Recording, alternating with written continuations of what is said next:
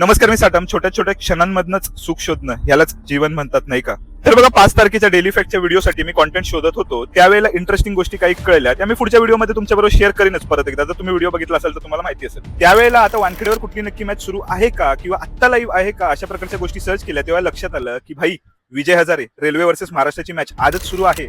मग म्हटलं चला तिकीट तरी पाहूया, पण तिकिटाबद्दल काहीच गोष्टी कळल्या नाहीत. त्यावेळेला मग काय केलं, तर गुप्ता इराणशी संपर्क साधला आणि मग गुप्ता इराणकडनं कळलं की एक स्टँड आहे तरी लोकांसाठी, पण आता एंट्री मिळेल का असा विचार करतच होतो. तेवढ्यात पिलूबाई म्हटल्या, पुढे तर जाऊन बघ. हार्डवेअरचे शॉप्स कधीपासून जीन्स आणि टी शर्ट विकायला लागले ना, त्याबद्दल तुम्हाला काय माहिती असेल तर कमेंट सेक्शन मध्ये कळवा.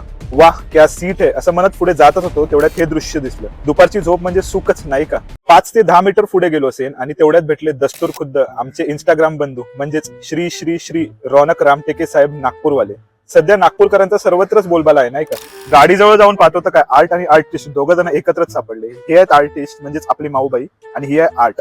माऊबाईला म्हटलं, उठ आता बाई, मला जायचंय मॅच पाहायला. तर ती काय उठायला तयार, उलटी अजूनच पसरून झोपायला लागली. त्यावेळेला समोर लक्ष गेलं आणि कळलं नक्की इतकी हिची मजल कशी काय गेली आहे. तर राणी डॉनच्या छत्रछायामध्ये होती ना ती. 2-5 मिनिटं विनवण्या केल्यावर उठली ती आणि मी निघालो क्रिकेटच्या पंढरीकडे.